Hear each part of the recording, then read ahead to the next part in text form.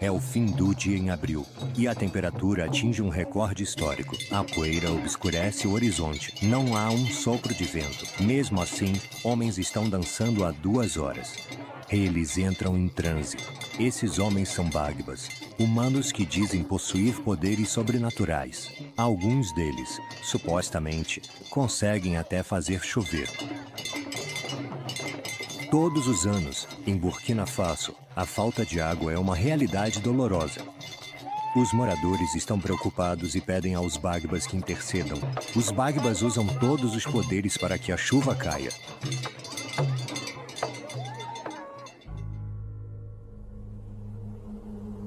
A comunidade Bagba vive no nordeste de Burkina Faso, numa região próxima ao mar e Níger, perto do deserto. A seca ameaça a população e um modo de vida. Por isso, a cada ano, a responsabilidade dos Bagbas aumenta.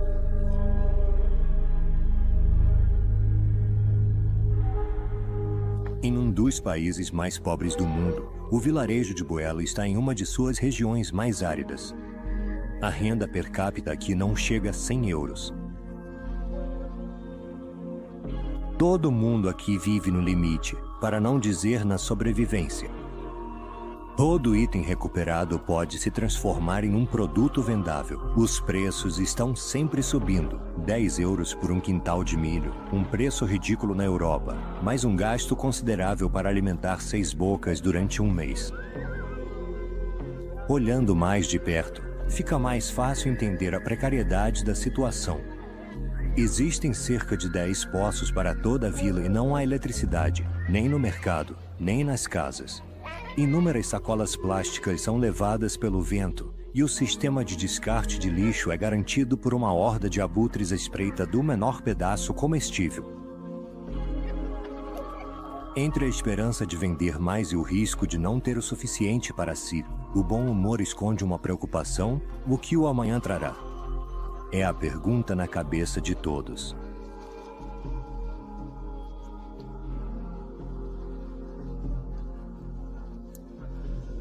A menor aquisição exige um grande esforço. O projeto mais modesto se torna um sonho muitas vezes inalcançável. Anos de evolução sem volta fizeram com que as aldeias evitassem seus referenciais tradicionais.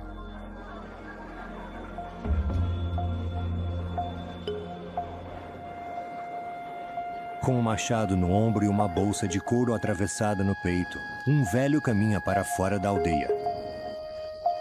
Ele é um dos líderes mais importantes da aldeia.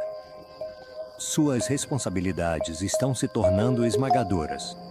Meu nome é Segra Monumenga. Muito prazer. Sou o chefe de terra em Goela, um Tibutsuba, o guardião das tradições da aldeia. Um Tibutsuba recebe seu conhecimento e poderes diretamente dos seus ancestrais. Aqui, todos os outros líderes da aldeia são nomeados ou eleitos, menos eu. O papel do Tibutsuba remonta a gerações distantes, a uma época em que as pessoas se preocupavam sempre que havia epidemias ou alguma desgraça na aldeia. Quando o Tibu morre, outra pessoa de repente sente-se investida com seu poder e ela assume o papel. Na minha família, o pai do meu bisavô, meu avô, meu pai e eu sempre fomos Tibutsubas. Foi assim que isso passou de geração em geração. Eu plantava e também criava um pouco de gado, dedicando-me a essas atividades. A agricultura, com todo o seu trabalho e esforço, é o que sustenta a mim e a toda a minha família, garantindo nosso sustento e bem-estar. Na estação das chuvas, venho para cá com minhas esposas e filhos. Trabalhamos na roça.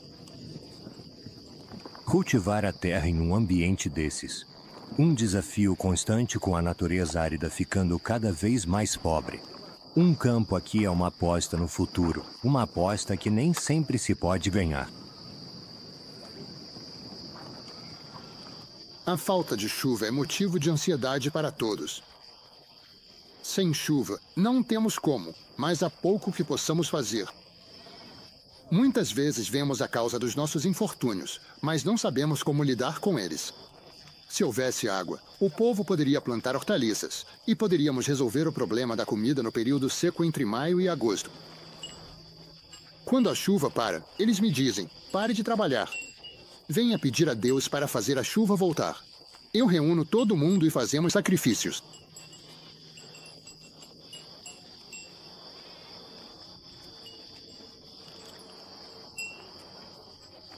Temos uma barragem aqui. Por exemplo, alguns anos atrás, um missionário veio e me perguntou quais problemas a vila estava enfrentando. A primeira coisa que mencionei como guardião dos costumes foi o problema da água. O povo só podia ir aos poços entre 8 horas da manhã e 4 horas da tarde para buscar alguns litros de água para beber, lavar ou dar aos animais. Alguns anos depois, a barragem foi construída. Foi graças a mim que conseguimos fazer isso. O problema hoje é que o reservatório perde muita água e há muita seca. Se pudéssemos consertar a barragem, o povo poderia aproveitá-la melhor. Mas hoje, os moradores da aldeia riem do futuro de Buela. Quando são chamados para fazer alguma coisa, não participam. E mais, os rebanhos vêm de todas as aldeias vizinhas, e seus donos não se importam em consertar a barragem. Eles trazem seu gado e deixam que bebam sem considerar a necessidade de água para outros rebanhos. Quando os problemas exigem dinheiro ou a necessidade de arrecadar dinheiro, todo mundo enlouquece.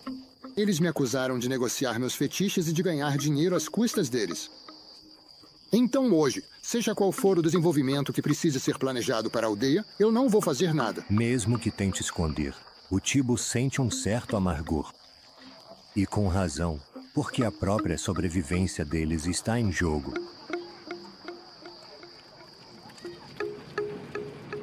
Para entender isso, basta viajar algumas dezenas de quilômetros ao norte, apenas 70 quilômetros em linha reta. E aqui, a paisagem vai mudando progressivamente para o que se conhece como o cenário pré-sailiano. Em alguns lugares, a areia substituiu a fina camada de terra arável entre as árvores. Aqui faz ainda mais calor. Durante o dia, pode chegar a 65 graus centígrados.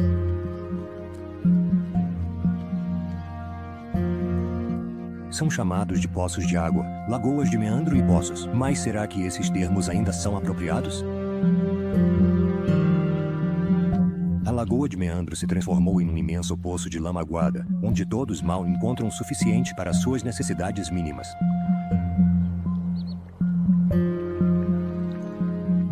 Sem chegar ao ponto de chamar este lugar de saudável, nem mesmo a palavra higiênico vem exatamente à mente.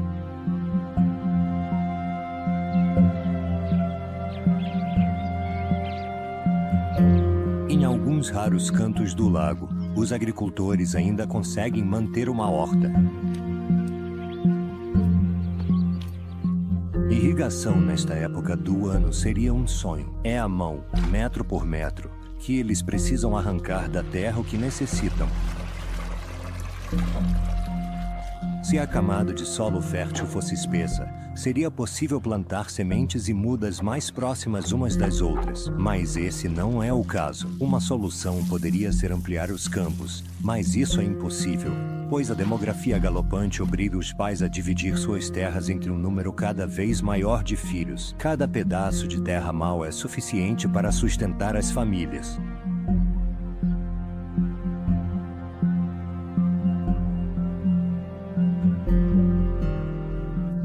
Ainda pior, a areia está avançando aqui, inexoravelmente. As dunas estão ameaçando as primeiras casas da vila, que já foram abandonadas. Em apenas alguns anos, ou melhor, em alguns meses, a vila começará a desaparecer. É difícil implementar um sistema de contenção. O vento norte carrega centenas de toneladas de areia estéril.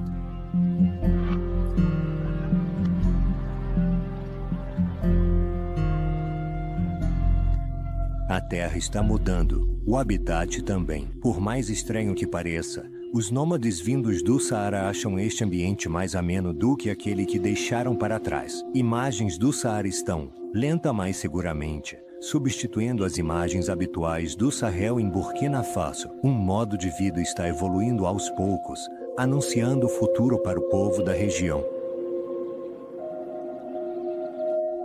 Quanto tempo resta antes deserto cubra poucas dezenas quilômetros separam Boala?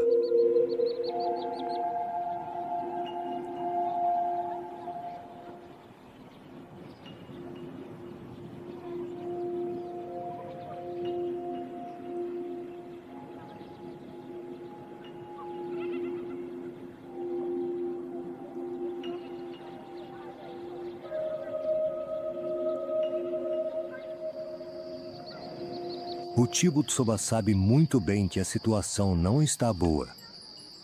Com o nível da água, o calor insuportável, a poeira, as tempestades de areia e, principalmente, sem uma gota de chuva nos últimos 3 meses, Boala caminha para o desastre. Disse que, ao longo dos séculos, os costumes e mistérios da África dotaram homens e mulheres de poderes sobrenaturais, e o Tibutsoba possui tais faculdades. Os moradores da aldeia às vezes criticaram o Tibo. Eles até o acusaram de ter ganhado dinheiro pelas costas deles ao construir uma barragem e uma escola. Mas ele quer agir. Ele é o detentor da sabedoria e do poder que lhe foram transmitidos por seus ancestrais. Ele não pode simplesmente deixar as coisas como estão. Então, o homem corajoso toma uma decisão para o bem comum.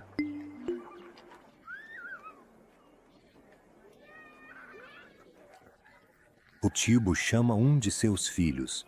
Ao vê-lo chegar, o velho não consegue deixar de pensar em sua própria morte e nesse filho que se tornará um Tibo.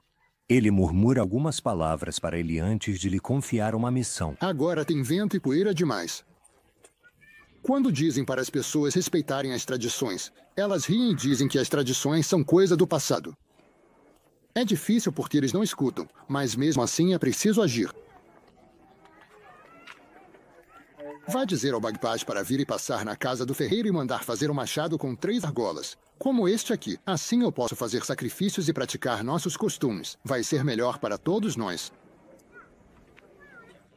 O valor de um Tibutsoba está em sua memória. Se você guardar a memória e o conhecimento dos seus ancestrais, também vai conservar nossas práticas.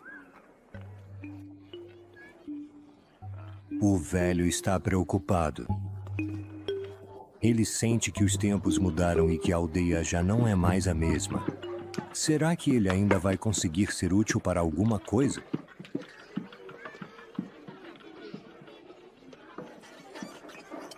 O filho do Tibus vai até a casa do ferreiro. Esse artesão é o único autorizado a fabricar objetos de metal. Tudo que corta, cava, toca ou racha sai de trás da sua forja. O machado está carregado de poder. O ferreiro faz primeiro, depois nós o impregnamos com poder mágico, deixando-o no mato durante a noite. É um presente do Vindi, de Deus.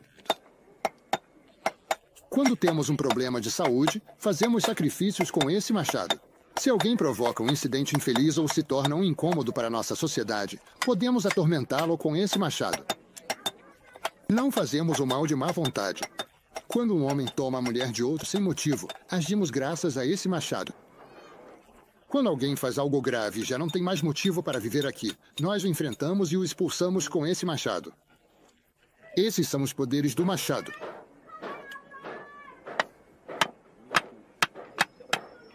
A partir de um pedaço de sucata em poucos minutos, o ferreiro molda o fio de corte antes de encaixá-lo em um cabo, cuja forma tem séculos de existência.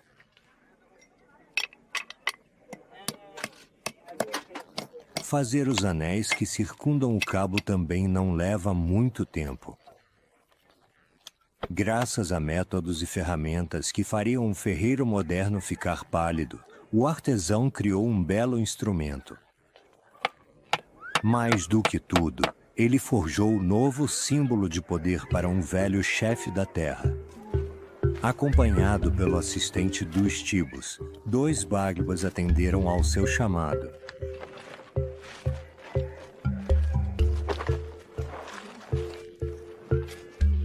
Bagbas, personagens misteriosos a quem toda a aldeia atribui poderes enormes.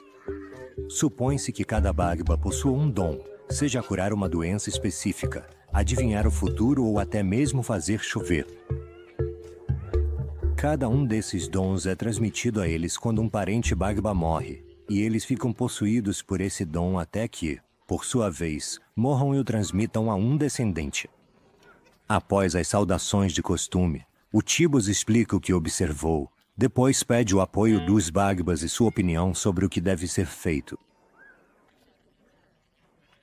O Tibus sabe que os Bagbas têm muita influência na aldeia e que o povo acredita quase cegamente em seus poderes. Com tantas habilidades em todos os campos da medicina, exorcismo, magia branca e adivinhação, sobra pouco espaço para a população procurar outro lugar que não seja um Bagba. Portanto, o Tibus pode fazer pouco sem os Bagbas. Os Bagbas fazem uma doação ao Tibus e depois vão embora. Eles decidiram não decidir nada por enquanto e consultar os outros Bagbas da região.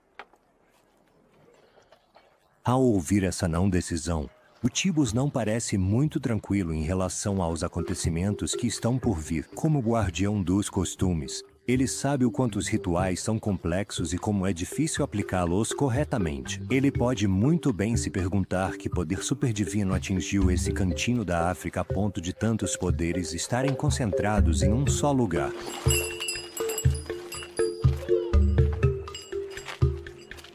O Tibus então decide que ele também vai preparar os rituais exigidos para a situação. Afinal, ele é o guardião dos grandes fetiches da aldeia, aqueles símbolos masculinos e femininos fincados no chão que ligam os vivos aos seus ancestrais falecidos.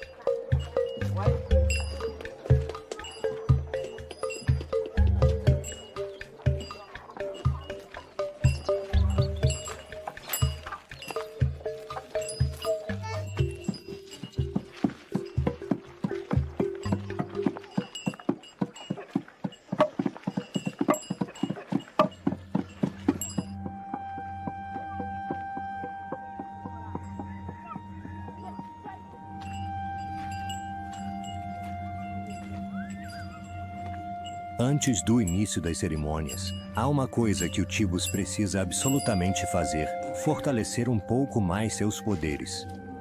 Para isso, o velho vai procurar o sapateiro. Ele tira um emaranhado de fios de sua velha e surrada bolsa e, então, o entrega ao sapateiro.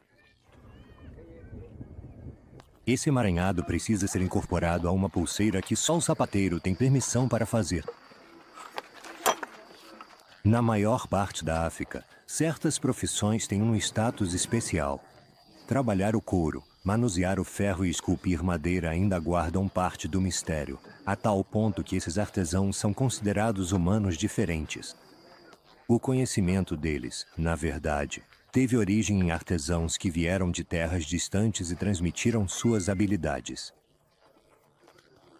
Ainda hoje, esses artesãos fascinam a população. Com uma técnica tão rústica quanto eficaz, o sapateiro leva apenas alguns minutos para concluir sua tarefa.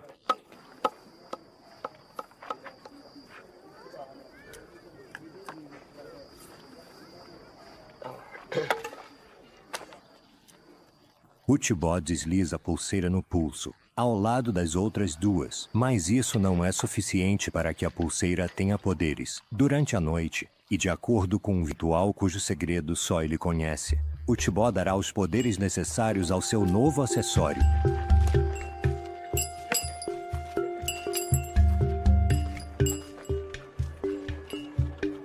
O Tibó tem seus hábitos e obrigações. Nos dias de feira, ele vai até a praça principal, acomoda em um abrigo reservado, perto de toda a agitação. Ele precisa permanecer por perto e observar. Assim, o Tibó observa e reflete. Com o tempo, ele aprendeu as razões de toda essa desordem. Não importa o que a aldeia tenha dito sobre ele não guarda rancor nem arrependimentos. Ainda assim, há um gosto amargo em suas palavras. As pessoas já não respeitam mais os tabus, ignoram os fetiches ou derrubam árvores sagradas. Acham que essas ideias são antiquadas e ultrapassadas. Por causa disso, os mais velhos deixaram de fazer as práticas tradicionais, e foi assim que tudo isso chegou. Se as pessoas respeitassem os tabus, não teria havido esse vento e essa seca. As pessoas estão muito confusas em suas cabeças. Elas já não sabem mais o que fazer. Antigamente, ninguém cometia atos sexuais em público. Hoje em dia, os jovens fazem isso, e isso anula o poder dos ancestrais que habitam a Terra. Os jovens não deveriam praticar atos sexuais no mato como os animais, mas hoje em dia, eles fazem isso. E nós, os mais velhos, estamos perdendo nossa força. Estamos ficando sem poder. E eles abandonam as crianças. Uma separação porque o rapaz não gosta mais da moça é algo indigno. Você pode abandonar uma criança por causa disso? Jogar fora uma criança faz uma aldeia se desenvolver? Não. Isso destrói. Uma pessoa é uma pessoa. A falta de respeito pela humanidade também viola nossos tabus. Esses costumes antigos foram respeitados por séculos. Eles mantiveram toda uma população unida. Mas até quando isso vai durar?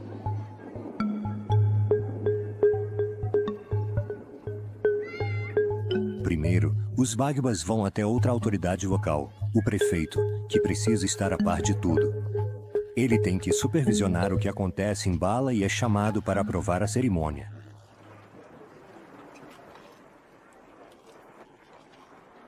A visita depende muito do protocolo. Os Bagbas não olham diretamente para o prefeito, não só por respeito, mas talvez também para não capturar o seu espírito. Acredita-se que os Bagbas possuam tais poderes.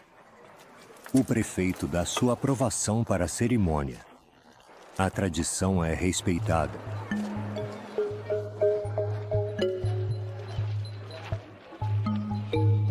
Os Bagbas de toda a região se reúnem no mercado para discutir juntos.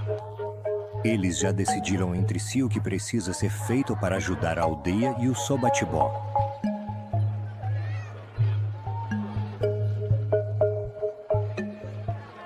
A palavra Vende significa Deus, e o chefe dos Bagbas na região é chamado de Vende. Ele explica o que é um Bagba. Eu sou um Bagba. Meu pai era um Bagba, e eu faço como ele fazia. Eu segui o mesmo caminho. O trabalho de um Bagba é ajudar as pessoas, cuidando das crianças e do gado. Você não pode se tornar um Bagba enquanto seu pai estiver vivo. Só quando ele morre é que você pode substituí-lo. Cada um de nós tem um dom diferente. Os transes são todo segredo para um Bagba. O transe proporciona a ocasião para concluir o rito, mas também a obrigação de ter sucesso nele. Existem muitos tabus para um Bagba. Antes de tudo, um Bagba não deve explicar ou responder perguntas. Nosso dom nos é concedido após a morte do nosso pai. Nós mesmos somos incapazes de explicar como esse poder existe ou por que o rito é realizado. Então, falar sobre o que não podemos saber seria mentir.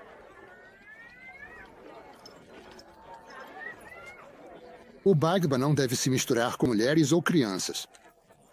Ele precisa encontrar lugares onde possa realizar seu rito sem ter que se misturar com a multidão.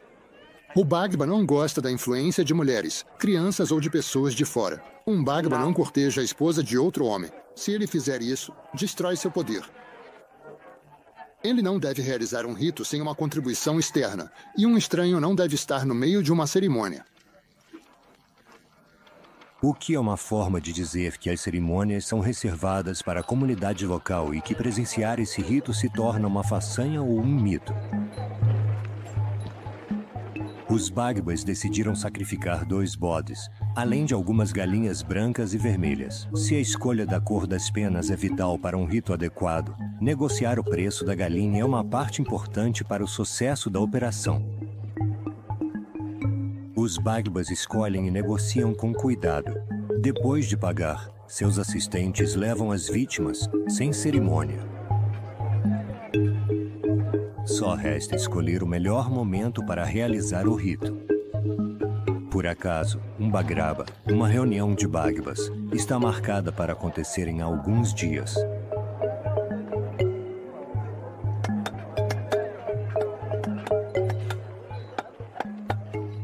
Para participar do Bagraba, os Bagbas precisam de acessórios, como esses sinos longos e pontiagudos que eles carregam e tocam durante a cerimônia.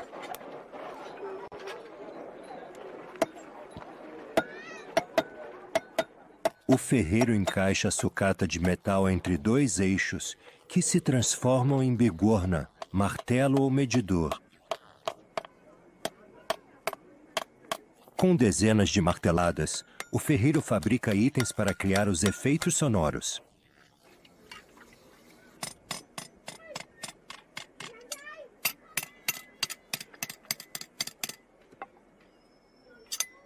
Os preparativos agora estão sendo finalizados.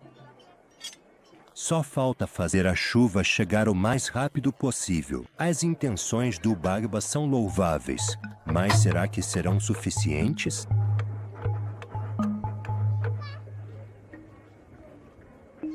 A algumas centenas de metros dali, o Tibontsoba preparou oferendas para celebrar um ritual à sua própria maneira. O sucesso do ritual depende da precisão dos movimentos, da posição das machadinhas e da ordem em que a cerimônia é realizada. Legado de tempos imemoriais precisa preservado, saber deve mantido e poder desaparecer.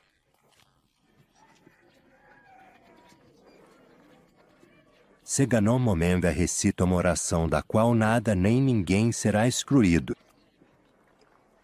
Fórmula não magique. Nada de misterioso no que ele diz, apenas desejos de prosperidade para a vila. O desejo para o reparo rápido da barragem. Espero que as tempestades de areia cessarão. Que as nuvens retornarão em breve. Que choverá e que a saúde de todos será a melhor possível. Não venha a ser, mas sim a tornar-se algo mais significativo e duradouro, com um propósito claro e bem definido, que realmente faça a diferença e deixe um legado.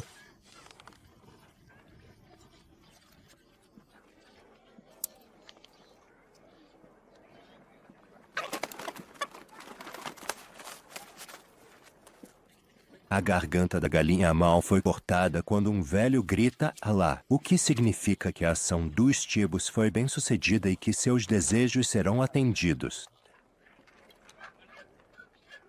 O Tibus sacrifica uma segunda galinha de cor diferente e derrama sangue sobre o machado como oferenda aos ancestrais com quem está em contato. A cerimônia do Tibus ainda não terminou. Como seu desejo é muito grande, ele trouxe uma cabra para que sua oferenda esteja à altura de suas esperanças. Mas o pobre homem não pode. Ele aceitou dar à aldeia o que a aldeia não lhe deu. Quando os sacrifícios terminam, o velho depena as galinhas na lâmina do seu machado. As crianças apressam para pegar as aves e a cabra será dividida entre as pessoas. O Tebo acende o fogo do modo tradicional e envia a fumaça para os quatro ventos antes de deixar as crianças prepararem esse banquete inesperado.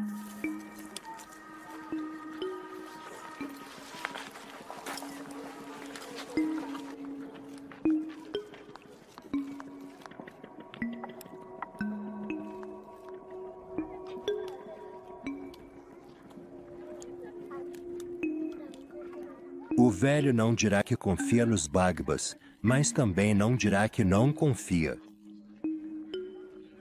Experiência e conhecimento do Tibontsoba a serviço da comunidade.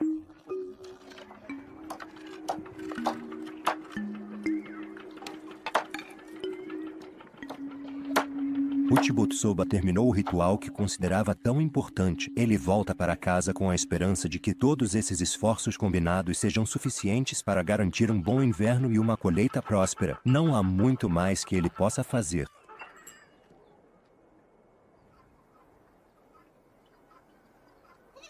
O Bagba Wendy está muito ciente da importância da cerimônia da qual está prestes a participar, ainda mais porque novos Bagbas serão iniciados durante a cerimônia. Wendy é uma das últimas pessoas capazes de fazer esse pesado cocar decorado com conchas. Meu. Pai fazia máscaras antes de mim. Observando. Eu adquiri o conhecimento da costura. Graças a isso, posso sustentar e ajudar minha. Da minha própria família.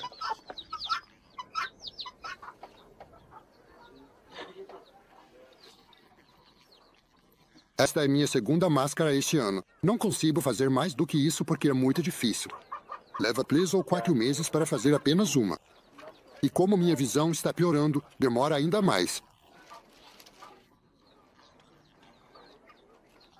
Se máscara não está, filhos, elimine um verdadeiro Bagba.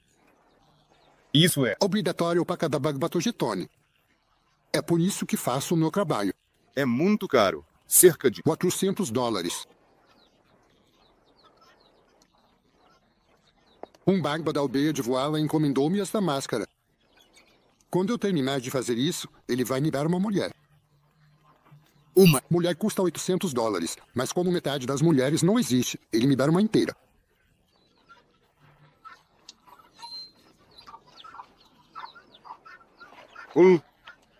Filhos está aprendendo ofício, eu assisto meu pai trabalhar, estou aprendendo, mas não tenho domínio. Sei fazer parte da máscara, mas não tudo. Ainda não sei fazer as medidas exatas nem cortar o couro.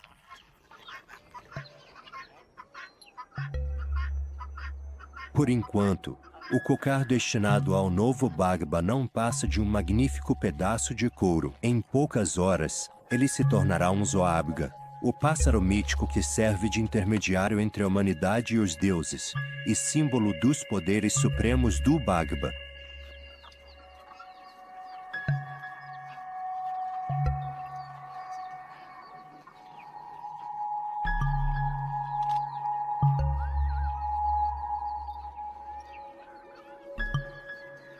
Bagba Wendy dobrou a máscara de seu cliente com muito cuidado. Ele precisa se juntar aos outros Bagbas que se reuniram para os preparativos finais.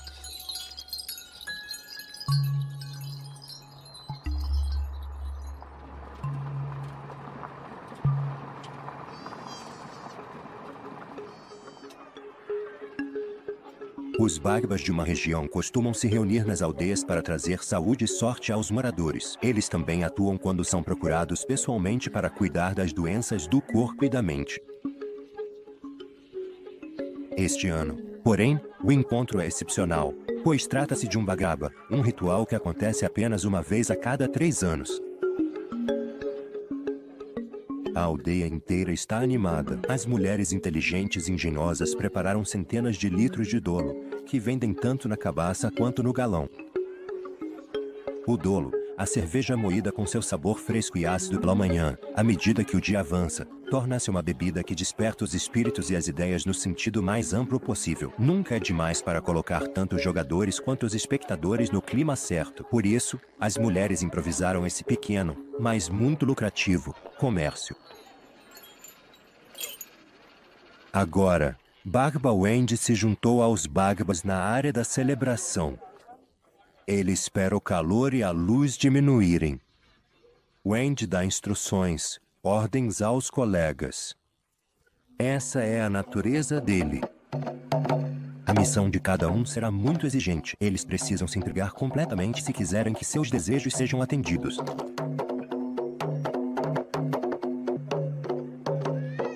Enquanto os Bagbas mais experientes se preparam com calma, há outros que não têm a mesma confiança. Esses são os futuros iniciados que precisam vestir seus trajes pela primeira vez, e o clima na cabana é completamente diferente. Esse jovem provou ter herdado os dons do pai. O dom poderia ter recaído sobre um de seus irmãos ou irmãs, mas ele mesmo reconheceu e assumiu o papel.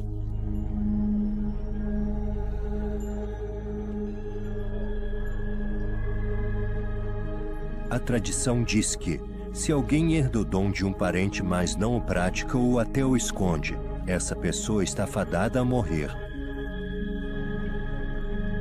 Os Bagbas tiram poder e força da comunicação ancestrais e as consequências são imprevisíveis.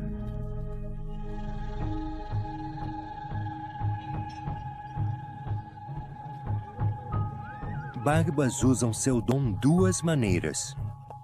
A primeira é entrando em transe ao final de uma dança antes de repetir as palavras do ancestral, ou prever o futuro através de objetos e práticas com cada indivíduo. O Bagba não controla sua força. Essas são as únicas certezas possíveis. O resto é crença, prática, confiança e reputação.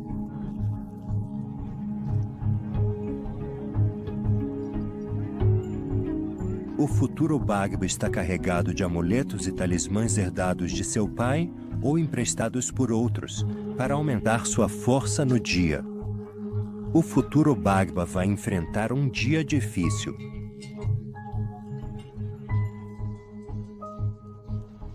As coisas estão sendo organizadas longe do local onde o Bagraba vai acontecer. Os notáveis da comuna ou das famílias importantes precisam ser recebidos de maneira digna.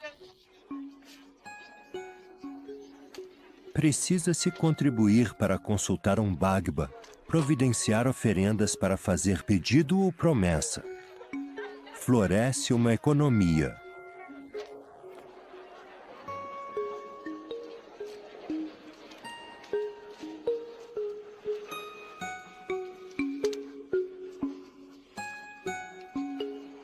Perto da praça principal, área reservada para pratos e ingredientes usados na celebração. Peixe grelhado, molhos, arroz cozido e tor, espesso purê de milheto alimento. Ancestrais precisam ser levados em consideração. Mas o mais importante é o dolo, que nunca para ser servido, oferenda ou um estímulo.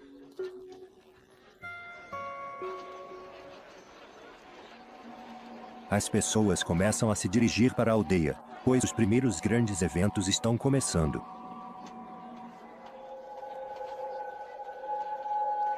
O evento é tão raro quanto importante.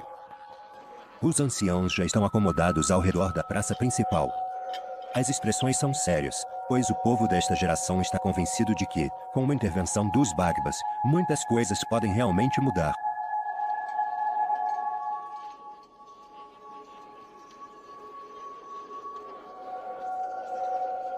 Os olhares não voltaram para o coração do ritual.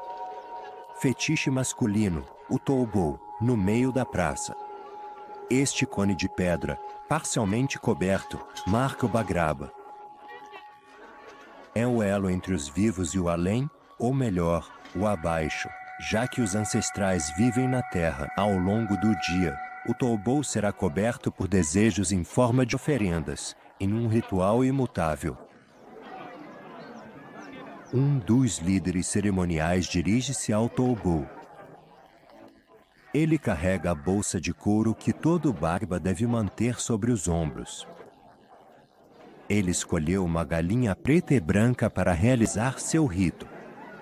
O homem chama o Toubou como testemunha e entoa um encantamento.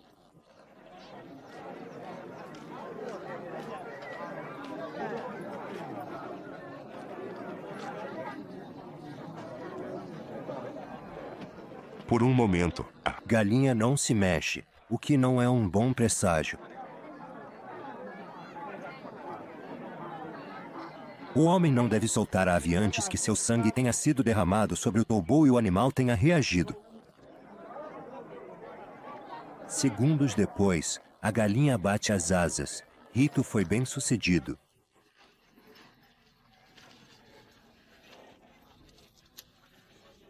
Os anciãos estão sentados ao redor do chefe da aldeia, que indica que talvez os presságios já sejam favoráveis o suficiente para garantir a chuva graças aos Bagbas. Uma Bagba de chapéu rosa se apresenta aos anciãos. Essa Bagba é uma mulher. Elas não são incomuns na região. Mesmo que sejam dotadas de poderes como os homens, sua posição é bem diferente. Frequentemente reclusas e levando uma vida de abstinência, as mulheres Bagba têm uma vida à parte.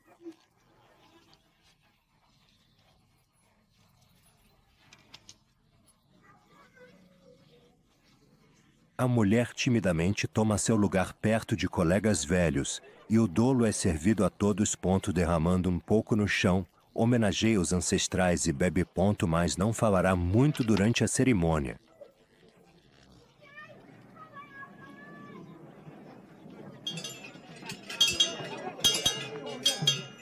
Chegou o momento dos Bagbas saírem da cabana. Agora eles devem colocar seus cocares, sinal de que se tornaram Bagbas.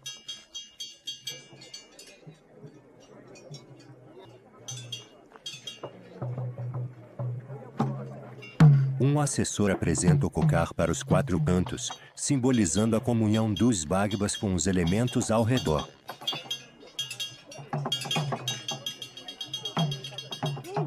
Em seguida, ele coloca o zoarga na cabeça do primeiro candidato. O homem age como se estivesse subitamente paralisado. O assessor segura o cocar no lugar até que o homem grite Zarazavi, o grito do Bagba.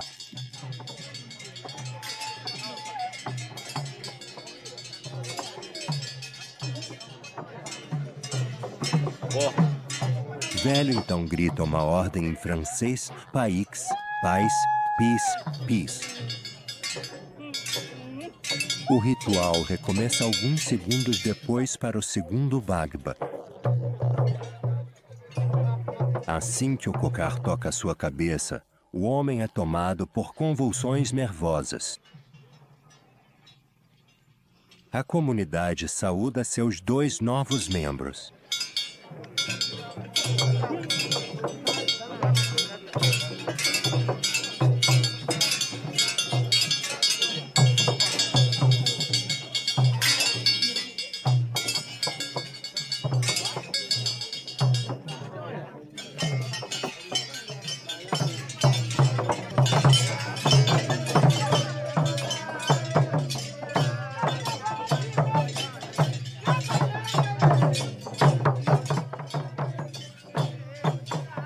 O líder cerimonial e um dos Bagbas homenageiam o Tobou jogando simbolicamente néctar sobre ele. Eles fazem isso 3 vezes antes de colocar as oferendas sobre o Tobou.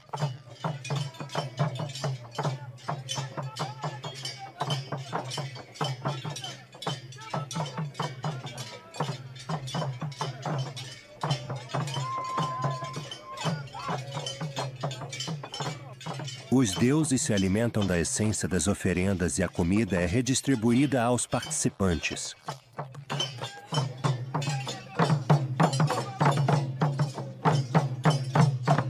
O Tobou foi homenageado e a multidão fica cada vez mais atenta. Os Bagbas reunidos agora estão prontos para que a celebração aconteça. Os tambores estão rufando.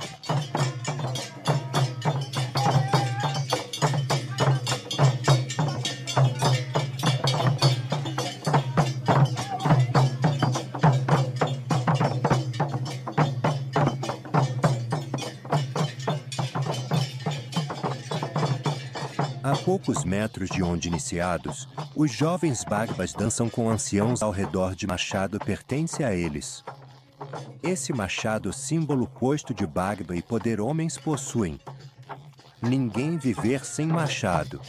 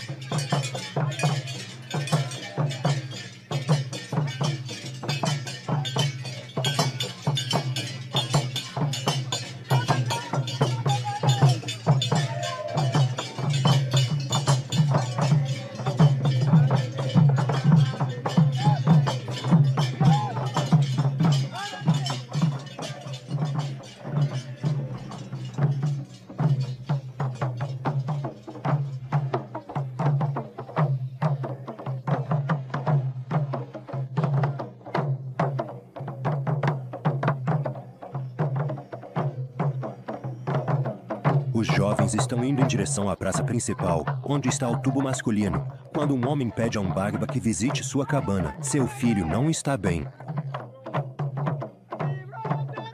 O Bagba se aproxima com relutância, depois recua. Outro Bagba cai de costas, tomado por convulsões.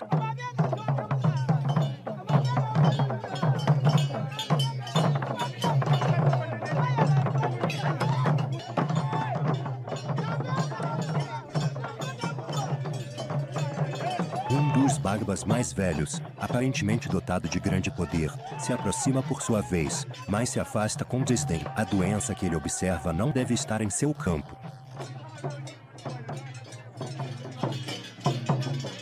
Um dos Bhagbas se volta para o pai, diz que seu filho está em perigo e o orienta a sacrificar uma galinha.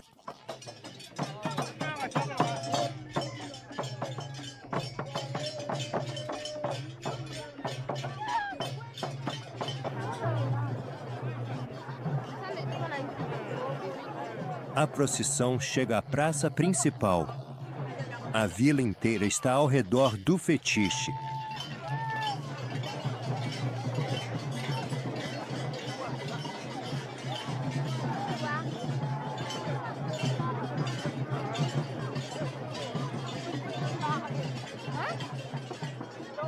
Os tocadores de tambor adotam um ritmo bastante monótono. Os Bhagbas colocaram seus sinos pontudos e seguem o ritmo incansavelmente. A dança ao redor do fetiche só vai parar quando um deles entrar em transe.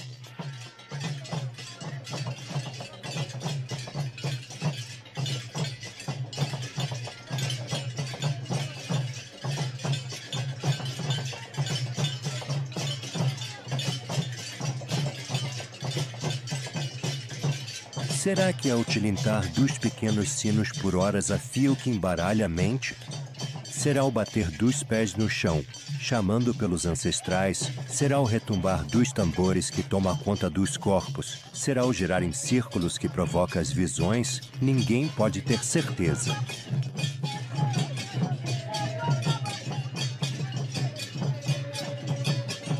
Mas depois de uma longa espera, os Bhagbas começam a ficar inquietos. Será que os ancestrais estão prestes a falar? Um dos jovens é sacudido por espasmos. Eles o seguram rapidamente para que ele não caia. Depois de mais alguns segundos, outro segue o mesmo caminho. Os ajudantes vão de um para o outro para garantir que não se machuquem.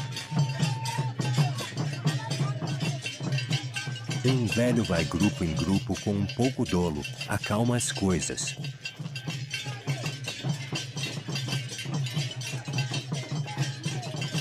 O jovem não se recupera imediatamente, então as mulheres o envolvem com longas faixas de tecido e cobrem sua cabeça. Será que o novo Bhagba vai falar? Só os anciãos sabem.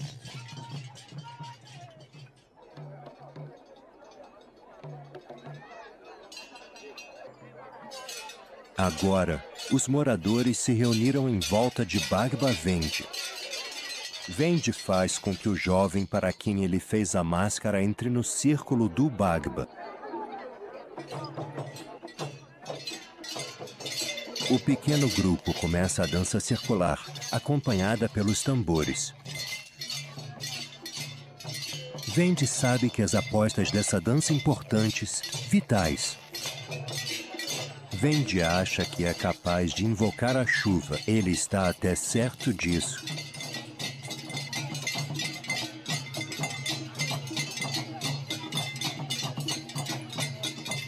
Para isso, ele terá que fazer um esforço imenso para que o desejo de toda a comunidade possa, mais uma vez, ser atendido.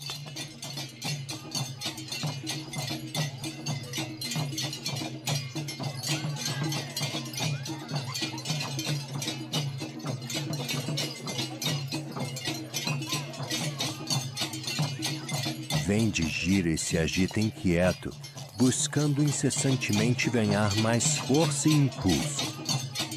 De repente, o jovem e frágil Bhagba desmaia abruptamente, caindo ao chão, logo seguido por outro indivíduo, que já não consegue mais se manter firmemente de pé, sucumbindo à exaustão. Um terceiro homem entra em transe e violência de conter. E, por fim, o próprio Vendi entra em transe.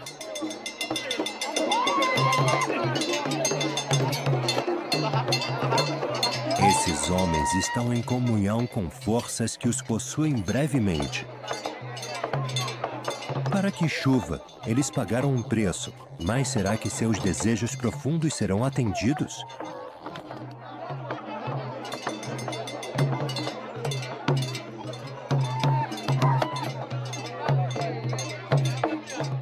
Vendi está exausto. Ele vai levar 2 dias para se recuperar.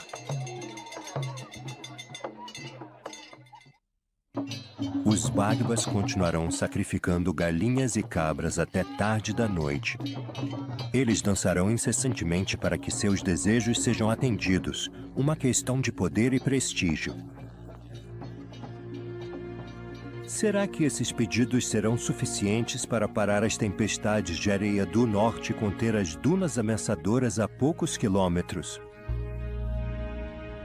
Será que eles vão convencer as novas gerações a respeitar os tabus, convencê-las a seguir as tradições que os sustentaram no passado? Nada é menos certo. De qualquer forma, esses homens e mulheres fizeram o melhor que podiam para que a chuva caísse.